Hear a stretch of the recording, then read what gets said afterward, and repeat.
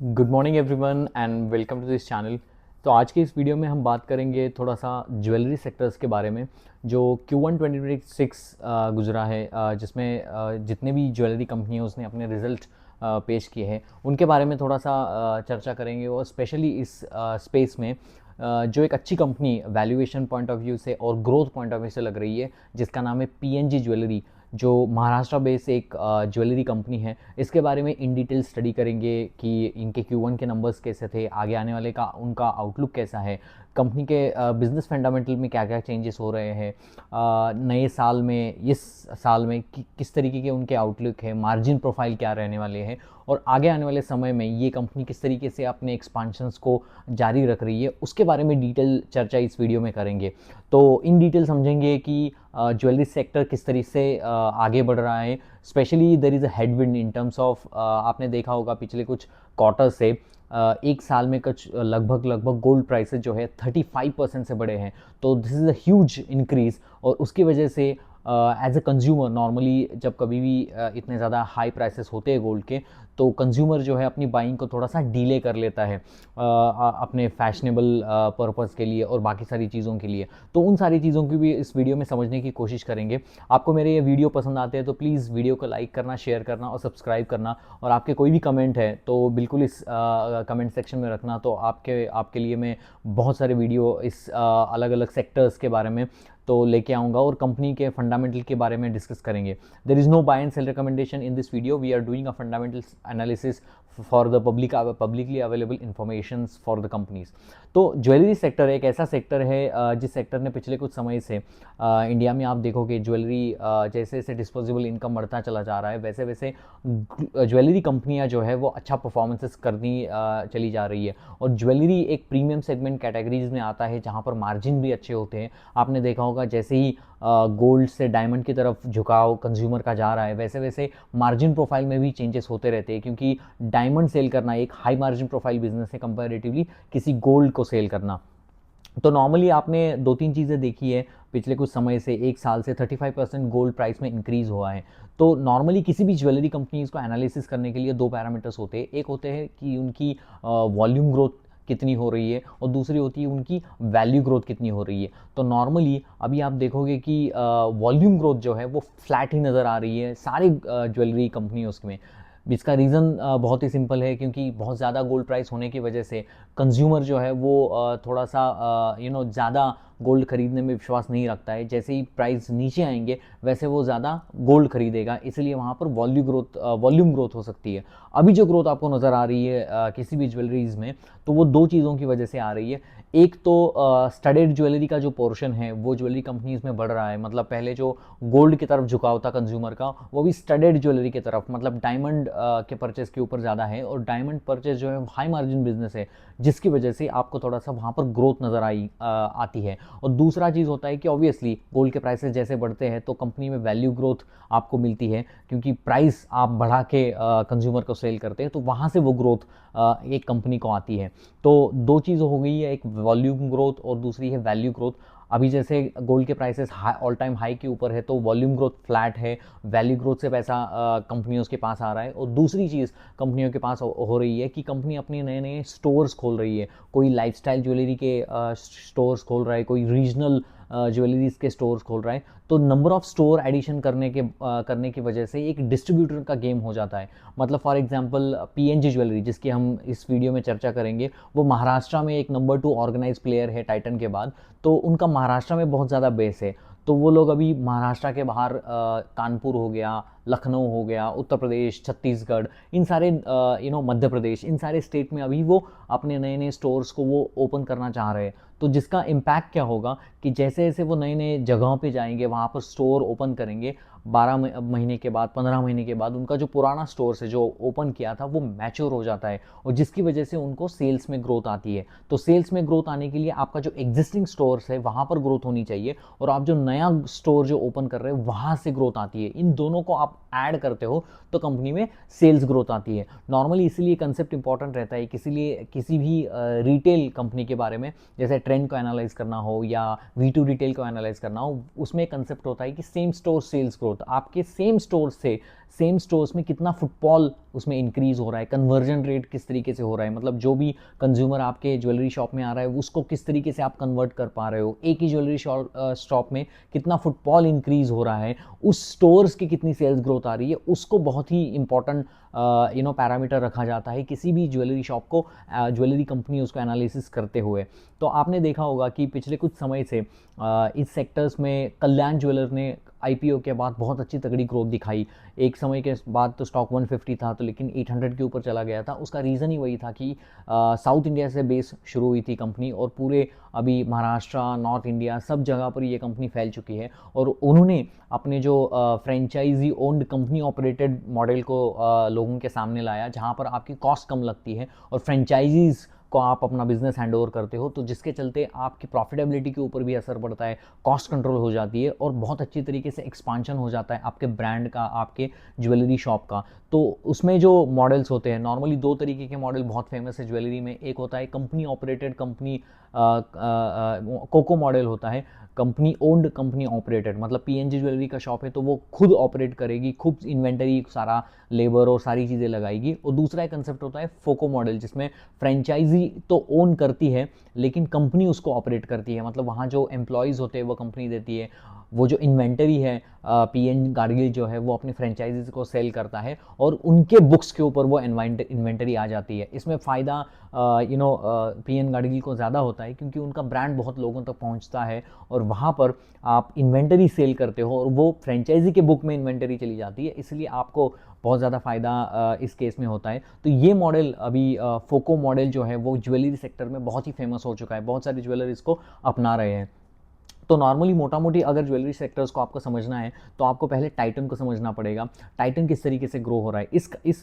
इस रेस में there are only 4 companies who is doing brilliant job. One is Titan, the other one is Senco, third one is P N Gadgil और fourth one is the Kalyan. तो आपको अगर jewellery sectors में किसी भी कंपनी में अलोकेट करना है तो आपको इस रेस में कौन सी कंपनी सबसे आगे बढ़ रही है, कौन सी कंपनी के नंबर ऑफ स्टोर्स ज़्यादा बढ़ रहे हैं, आगे आने वाले समय में वो कितने स्टोर्स उसमें ऐड करना चाह रहे हैं, आगे आने वाले समय में उनकी ग्रोथ की गाइडेंस कैसी है, उनका मार्जिन प्रोफाइल कैसे हो सकता है, उनके स्टडीड रेशो कैसे हो सकते हैं, वो किस तरीके से वो जो नए स्टोर को एक्सपांशन करने के लिए पैसा कहाँ से लेके आ रही है, क्या वो क्यूआईपी कर रही है, क्या वो इंटरनल एक्यूरल से अपने स्टोर को एक्सपांड करनी जा रही है, कहाँ पर वो एक्सपांड करनी जा रही है। इन सारी चीज़ों को अगर आप कंपेयर करोगे तो आपको समझ में आएगा कि इन चारों में बेस्ट कौन सा है। एक समय था जहाँ पर 2010 से लेके 2020 तक बहुत ही अच्छा परफॉर्मेंसेस टाइटन ने करके दिया, तनिष्क उनका ब्रांड बहुत ही फेमस हुआ और 20-25% से 30% से कंसिस्टेंटली टाइटन ग्रो करता रहा, डिस्पाइट ऑफ द फैक्ट कि टाइटन में आईवेयर का भी उनका डिवीजन उसमें ऐड है, लाइफस्टाइल का भी डिवीजन ऐड है, लेकिन सबसे ज़्यादा जो टाइटन फेमस हुआ या रेवेन्यू कंट्रीब्यूशन जो है वो ज्वेलरी से ही आता है, उनके तनिष्क ब्रांड से ही आता है। तो ऑब्वियसली कैरेट लेन से आता है, तो ऑब्वियसली हम उसको एक टाइटन को एक ज्वेलरी कंपनी मानेंगे, ना कि वो एक लाइफस्टाइल टाइटन ब्रांड की तरफ मानेंगे। उनके पास ये वॉचेस का भी एक डिवीजन है। तो कंपैरेटिवली अगर Q1 के नंबर की तरफ जाते हैं तो टाइटन ने ग्रो किया 25% से अपने सेल्स को ग्रोथ किया, मतलब Q1 2026 वर्सेस Q1 2025। सेनको गोल्ड ने 28% से ग्रो किया Q1 2026 कंपैरेटिवली Q1 2025। अगर मैं कल्याण ज्वेलर की बात करूँ तो उन्होंने 31% से ग्रोथ किया। सेनको गोल्ड जो कोलकाता बेस्ड एक ज्वेलरी कंपनी है जो अभी पूरे पैन इंडिया बनने की कोशिश कर रहा है, तो उन्होंने जो ग्रोथ किया है वो भी 28% की है। तो सबसे नंबर 1 ग्रोथ दिखाई कल्याण ज्वेलर्स ने जो 31% की ग्रोथ है। पीएन गाडगिल ने ग्रोथ दिखाई 30.4% की, सेनको गोल्ड ने 28% की और टाइटन ने 25% की। कल्याण जो है वो पहले 40% से ग्रो करता था, जहाँ पर पेस ऑफ सेल्स ग्रोथ जो है वो थोड़ी सी कम हो गई है, जो अभी 31 के ऊपर आ रही है। और जो पीएन गाडगिल है वो कंसिस्टेंटली 25 से 30% का गाइडेंस देता है और उसी अनुसार अपने सेल्स को वो ग्रोथ करता आ रहा है। मतलब पिछले कुछ आईपीओ के बाद उनके अगर नंबर्स को पकड़ोगे तो 25 से 30% के रेंज में वो कंपनी ग्रो करती है और वहाँ से भी ग्रोथ वो कर रही है। सेनको गोल्ड में हालांकि पहले 30% से ग्रो करती थी, फिर वो थोड़ा सा कम हो गई, फिर थोड़ा सा आगे बढ़ गई। तो सेनको गोल्ड थोड़ा सा कंसिस्टेंट कंपाउंडर नहीं है। उनके जो ग्रोथ के नंबर्स आते हैं किसी सेक्टर्स में, किसी क्वार्टर में बहुत अच्छे आते हैं, किसी क्वार्टर्स में थोड़े से कम आते हैं। अभी उन्होंने बहुत ही अच्छी परफॉर्मेंस दी है, मार्जिन भी एक्सपांशन वहाँ पर हुआ है, एबिटा मार्जिन, पैट मार्जिन बहुत ही अच्छा सेनको का बढ़ा है। लेकिन उनके मैनेजमेंट के कॉन कॉल में उन्होंने कहा कि ये सस्टेनेबल थोड़ा सा डाउटफुल उन्होंने अपनी कमेंट्री को जताया, इसलिए सेनको में उतना ज़्यादा कॉन्फिडेंस नहीं आ रहा है। वर्सेस इस इस वीडियो में हम जिसकी बात करेंगे पीएन गाडगिल के बारे में, जो एक महाराष्ट्र बेस्ड ज्वेलरी कंपनी है। उनका कॉन कॉल बहुत ही बेहतरीन था और इसकी वजह से मुझे ऐसा लगता है कि इन सारी कंपनियों को अगर मद्देनज़र में देखूँ, वैल्यूएशन नज़र से देखूँ, फॉरवर्ड पी के कैलकुलेशंस के देखूँ, तो मुझे लगता है कि पीएनजी ज्वेलरी जो है वो सबसे नंबर 1 प्लेयर आगे जाके हो सकता है। अभी आप मुझे बोलोगे कि यार अगर मैं स्क्रीनर पे जाके देखूँ तो वहाँ पर 2.8% की ग्रोथ मुझे नज़र आ रही है ओवरऑल पीएन गाडगिल की Q1 comparatively last year Q1 की, लेकिन आप तो बोल रहे हो 30% की। उसका रीज़न वही है क्योंकि लास्ट ईयर अक्टूबर 1 2024 से उनका एक रिफाइनरी सेल का एक सेगमेंट हुआ करता था, बुलियन सेल का, जिसको उन्होंने स्टॉप कर दिया है। तो ऑब्वियसली अगर आप उसको इस नंबर से हटा दोगे तो आपको नज़र आएगा कि उनका जो टोटल सेल्स बुक है एक्सक्लूडिंग रिफाइनरी सेल्स, तो वो 30.4 होता है। अगर रिफाइनरी सेल्स को वहाँ पर ऐड कर दोगे तो वो 2.8% होता है।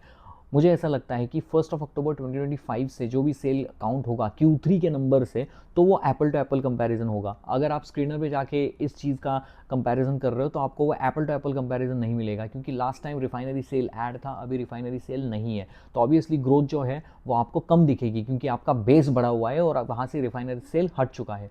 तो आप Q3 से आपको number apple to apple compare अच्छे दिखेंगे। लेकिन वहाँ पर भी ग्रोथ की बात मैं करूँ तो मतलब 30.4% की ग्रोथ उन्होंने दी है। अगर स्टडेड ज्वेलरी की बात करूँ, टोटल रेवेन्यू सेल्स का 10% अभी रेवेन्यू आ रहा है स्टडेड से। स्टडेड में क्या होता है, डायमंड का सेल ज़्यादा होता है, ऑब्वियसली आपके 14 कैरेट 18 कैरेट गोल्ड का भी सेल ज़्यादा होता है, जो थोड़ा सा हाई मार्जिन बिजनेस होता है। स्टडेड अगर माल करोगे, डायमंड की बात करोगे, तो वहाँ पर ग्रॉस मार्जिन 33% का होता है। नॉर्मली कंपनी का जो ग्रॉस मार्जिन है वो 13% पे है। तो आप समझ रहे हो कि डायमंड में कितना ज़्यादा मार्जिन है। तो ऑब्वियसली जितना ज़्यादा वो डायमंड सेल करेंगे उतना ज़्यादा कंपनी को मार्जिन मिलेगा। तो जितना ज़्यादा स्टडेड पोर्शन आपके टोटल परसेंटेज ऑफ सेल्स में ज़्यादा रहेगा, उतनी आपको ग्रोथ ज़्यादा दिखेगी और इसीलिए पैट जो है वो आपका अच्छा दिखेगा। क्योंकि क्या है कि आप स्टडेड को बढ़ा रहे हो, तो ऑब्वियसली कंपनी का कहना है कि आगे आने वाले समय में वो स्टडेड पोर्शन को 10% से 12 to 13% लेके जाना चाहते हैं। पहले तो 7.8 हुआ करता था, अभी 10 के ऊपर आए हैं। आगे जाके हुए ये स्टडेड पोर्शन को वो 12 to 13% में लेने की बात कर रहे हैं, तो विच इज़ अ गुड थिंग। और स्टडेड पोर्शन जो है वो last year comparatively YOY level के ऊपर वो 41% से बढ़ा है। So the growth in the PN Gadgil is mainly driven by ये जो प्रोडक्ट मिक्स चेंज वहाँ पर हो रहा है उसकी वजह से आया है। स्टडेड पोर्शन में ज़्यादा ग्रोथ आ रही है स्टडेड पोर्शन से, तो उससे वहाँ पर उनको ग्रोथ नज़र आ रही है। और कंपनी के कॉस्ट कंट्रोल में बहुत अच्छा कंट्रोल आया है। अभी उन्होंने जो 55 number of stores PN Gadgil के अभी हैं, जिसमें लगभग 13 स्टोर्स जो है वो फोको मॉडल के हैं, 42 है वो पीएनजी के खुद के हैं, मतलब वो कोको मॉडल के, company own company operated 42 models है। 13 नंबर्स ऑफ द स्टोर्स उनके हैं फ्रेंचाइजी ओन कंपनी ऑपरेटेड, जहाँ पर कॉस्ट के ऊपर उनका कंट्रोल आ रहा है। मंथली वो हेजिंग करते हैं, गोल्ड मेडल लोन लेते हैं, तो हेजिंग स्ट्रैटेजी की वजह से कंट्रोल उनके कॉस्ट के ऊपर आ रहा है। तो ये सारी तो बात हुई कि, और उनके नंबर ऑफ स्टोर है, एक्सपांशन स्ट्रैटेजी के ऊपर बात करते हैं। जैसे मैंने कहा कि उनके अभी जो स्टोर है 55 है, वो महाराष्ट्र सेंट्रिक कंपनी है, लेकिन वो आगे जाते हुए वो नॉर्थ इंडिया में अपने स्टोर्स को एक्सपांड कराना चाहती है। तो उस केस में उन्होंने अभी रिसेंटली अगस्त मंथ में इंदौर में अपने एक शॉप को खोला है। तो इंदौर हो गया, मध्य प्रदेश, उत्तर प्रदेश, झांसी, वाराणसी, ये जो एरिया है, बिहार है, झारखंड है, वहाँ पर अपने स्टोर्स को वो बढ़ाना चाहते हैं। तो ये कंपनी क्या बोल रही है, अभी जो हमारे स्टोर 55 है, इस साल में हम 23 to 25 नए स्टोर्स इसको ऐड करेंगे, और नंबर ऑफ स्टोर्स का आंकड़ा है तो वो FY26 के एंड तक उसको 80 तक लेके जाना चाहते हैं। तो मतलब 47% से वो अपने नए स्टोर्स को उसमें ऐड कर रहे हैं। अभी 55 है, लेके जाना चाहते हैं at the end of this financial year is 80। इसमें क्या होगा, 10 to 12 लाइफस्टाइल ज्वेलरी के उनके शॉप्स रहेंगे और बाकी पीएनजी के नॉर्मल क्लासिक शॉप्स रहेंगे। अभी आप बोलोगे उसमें लाइफस्टाइल पीएनजी, ये एक नया स्टोर का उन्होंने कंसेप्ट लाया है, जिसमें क्या होता है कि कोई ओकेजन नहीं है आपको, हर रोज़ की मर्रा के ज़िंदगी के लिए, फैशनेबल चीज़ों के लिए, स्पेशली लड़कियां हों, इन सारी चीज़ों के लिए कोई ओकेजन नहीं है। नॉर्मली ज्वेलरी शॉप में आप तभी जाते हो, किसी की शादी है, कोई दिवाली है, या कोई फंक्शन है, या कोई राखी है, तो वहाँ पर जाते हो। इसके कंपैरेटिवली उन्होंने एक नया कंसेप्ट अभी लॉन्च किया है जिसका नाम है पीएनजी बाय लाइफस्टाइल। तो पीएनजी बाय लाइफस्टाइल में क्या होता है कि हर रोज़ आपको डेली वियर ज्वेलरी के लिए, जो 14 कैरेट की हो, 18 कैरेट की हो, उसको खरीदने के लिए आप वहाँ पर जाते हो, और डेली वेयर में नो ओकेजन सेल वहाँ पर बोलते हो। तो वो इसके लिए उन्होंने लाइफस्टाइल करके पीएनजी एक नया स्टोर, नया कंसेप्ट उन्होंने लॉन्च किया है। और जहाँ पर इनका कहना है कि थोड़ा सा मार्जिन उस रिटेल में ज़्यादा होता है, स्टडेड का पोर्शन होता है, 70% नॉर्मल गोल्ड होता है, 30% स्टडेड होता है, और there is no occasion and then you are going there and buying for fashionable trend.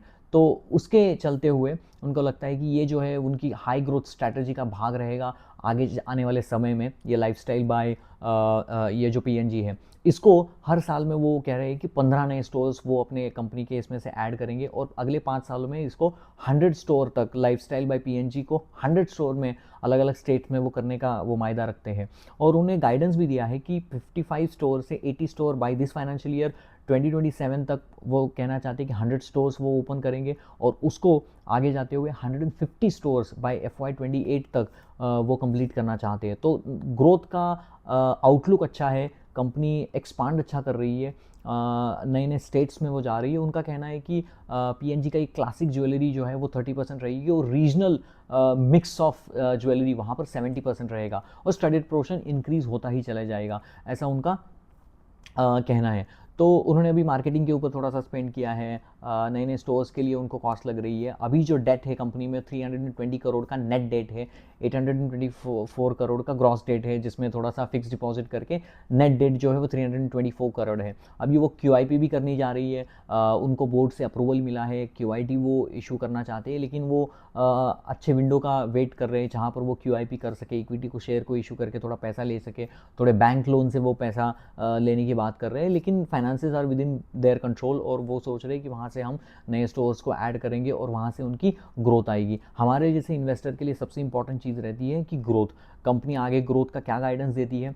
अभी मान लो कि लास्ट ईयर में कुछ 7,500-600 करोड़ का उन्होंने बिजनेस किया था, मतलब टोटल फाइनेंशियल ईयर की बात करूँ तो इस साल में वो कंपनी जो है 9,500 करोड़ का एक रेवेन्यू की बात कर रही है इस फाइनेंशियल ईयर के एंड तक। तो मतलब लगभग 26 to 30% की ग्रोथ की आउटलुक इस कंपनी ने दिया है। और कंपनी के मैनेजमेंट के कॉन कॉल में उन्होंने उस सारी चीज़ को इंटैक्ट रखा है कि उनका कहना है कि 9,500 करोड़ इस साल में हम अचीव करके रहेंगे despite of the high gold prices. तो उनका कहना है कि मार्जिन बढ़ेगा, फुटफॉल हमारा अच्छा हो रहा है, 25% से फुटफॉल बढ़ा है वाई लेवल के ऊपर, 92% कन्वर्जन है, जो भी लोग आ रहे हैं उसमें से 92%, 100 out of 92% people are converting to buy the jewellery in their shop, which is a good thing. Service अच्छी है, क्लासिक डिज़ाइंस है, बहुत सारे अच्छे डिज़ाइन है। I am basically from Maharashtra, so I know this company very well and they are doing phenomenal job since my childhood. So I think they are in to the good shape and because of the Saurabh Gadgil, उनके जो CEO है, I think he has a good vision and a plan in mind to grow this company. तो अभी Q1 के numbers के ऊपर आते हैं। तो Q1 में जैसे मैंने कहा कि रेवेन्यूज़ को 30.4% से रिटेल में बढ़ाया, EBITDA मार्जिन में एक्सपांशन देखा गया, 7.8 का EBITDA margin last year Q1 में अभी 13.2% हो गया है, ग्रॉस प्रॉफिट 63% से बढ़ा है, पैट नियरली डबल हो गया है, 69 करोड़ का पैट उन्होंने किया है, पैट मार्जिन 2.1% से 4% तक आया है। कंपनी का कहना है कि आगे आने वाले समय में ये लोग 3.5 to 4% का पैट इस साल में करना चाहते हैं और they have given a guidance that we will do the PAT margin 3.5 to 4% in that kind of range because of the product mix change, because of the studded ratio increase, because of the cost control that they have। और उनका कहना है कि 9,005 crore of revenue with 3.5 to 4% का PAT margin that they will able to be consistently doing it. तो अगर Q1 की बात करूँ, रेवेन्यूज़ के नंबर 30% से बड़ा है, EBITDA मार्जिन, EBITDA जो है वो कुछ 85% से बड़ा है, पैट जो है लगभग 97-96% से बड़ा है। तो मतलब मार्जिन में एक्सपांशन है, EBITDA में है, पैट में है, आपके मार्जिन प्रोफाइल में इंक्रीज़ है, ग्रॉस प्रॉफिट में इंक्रीज़ है, ग्रॉस प्रॉफिट मार्जिन में इंक्रीज़ है। तो बहुत सारी चीज़ें अच्छी जा रही है इस कंपनी के लिए, कंपनी का ग्रोथ आउटलुक भी अच्छा है आगे आने वाले समय के लिए। और कंपनी का कहना है कि they will grow with most of the model which is upcoming, which is by the FOCO model presentation, because FOCO model में क्या होता है, उनकी इंटरनल कॉस्ट उसमें इतनी ज़्यादा लगती नहीं है, जिसके चलते क्या होता है कि उनके कॉस्ट के ऊपर कंट्रोल आता है। और विच is a good thing for any jewellery companies की FOCO मॉडल से वो कर रहे हैं। तो मतलब आगे आने वाले जो स्टोर्स है उसमें 50% शेयर जो रहेगा वो FOCO मॉडल का रहेगा और 50% PNG के खुद के company own, company operated stores इनमें रहने वाले हैं। तो मेजॉरिटी मोटा मोटी कंपनी के Q1 के अगर मैं नंबर्स देखूँ, Q1 की कॉन कॉल में कमेंट्री देखूँ, कंपनी के कॉन कॉल में उन्होंने वही कहा कि 35% से गोल्ड प्राइस होने के बावजूद भी हमारा फुटफॉल अच्छा है, हमारा कन्वर्जन रेट अच्छा है, हमारा स्टडीड रेशो बढ़ रहा है, हम नए एक्सपांशन स्ट्रैटेजीज अच्छे कर रहे हैं। उनका कहना है कि नवरात्रि में इस साल में भी, लास्ट ईयर नवरात्रि में 9 स्टोर्स 9 डेज़ में उन्होंने खोले थे, इस साल भी कुछ 5 या 6 PNG के स्टोर, 2-3 लाइफस्टाइल स्टोर्स इनको ओपन करने का उनका ये है। नॉर्मली ये लोग क्या करते हैं, आपने देखा होगा कि फेस्टिव सीज़न है, दिवाली Q3 में है, तो Q2 में ज़्यादा स्टोर्स ओपन करते हैं, जिसका फ़ायदा उनको Q3 में जाके होता है। तो Navratri is the best play. वहाँ पर इंडिया में थोड़ा सा अच्छा ओकेजन भी माना जाता है, जहाँ पर अपने स्टोर्स को आप ओपन करते हो और दिवाली के लिए उस स्टोर को आप प्रिपेयर करते हो। इसीलिए आपने देखा होगा Q1 में उन्होंने पुणे में वाकड़ और खराड़ी जैसे एरिया में 2 लाइफस्टाइल स्टोर्स ओपन किए हैं, और वो नंबर ऑफ स्टोर्स ओपनिंग कम है, लेकिन उनका कहना है कि 23 to 25 new stores they will open this financial year. तो मुझे लगता है सबसे ज़्यादा ये Q2 में ओपन करेंगे या Q3 में ओपन करेंगे, जिसका ज़्यादा फ़ायदा उनको Q3 Q4 में हो जाए। तो विच इज़ अंडरस्टैंडेबल कि क्यों Q1 में कम ओपन किए और Q2 और Q3 में वो ज़्यादा जाके अपने स्टोर्स को ओपन करने का उन्होंने they have said in their con call. तो company looking very optimistic and promising in terms of their growth. अगर आप फॉरवर्ड पी का भी कैलकुलेशन करो, करंट मार्केट कैप आप देखोगे 7713 है। कई लोगों ने मुझे क्वेश्चन पूछा कि इनकी आरओई का नंबर थोड़ा सा डिक्लाइन में गया है, 25% से करती थी, अभी 14% का आरओई है। वो उसकी वजह से है कि थोड़ा सा इक्विटी भी इशू किया था, आईपीओ जब लाती है कंपनी तो थोड़ा सा इक्विटी भी उन्होंने इशू किया था, तो जिसकी वजह से उनका थोड़ा सा आरओई परसेंटेज नीचे गया है। फाइनेंस कॉस्ट ऊपर की तरफ गई है, बिकॉज क्या है, नॉशनल लॉस हुआ है उनको, क्योंकि वो हेजिंग जो करते हैं ये गोल्ड की तरफ, to avoid inventory loss and all that. तो वो थोड़ा सा फाइनेंस कॉस्ट ऊपर गई है, मार्केटिंग कॉस्ट ऊपर गई है, which is understandable because they are in a growth mode. और कंपनी आप देखोगे पूरी ऑप्टिमिस्टिक लग रही है। फॉरवर्ड पी के कैलकुलेशन भी ऊपर हम थे।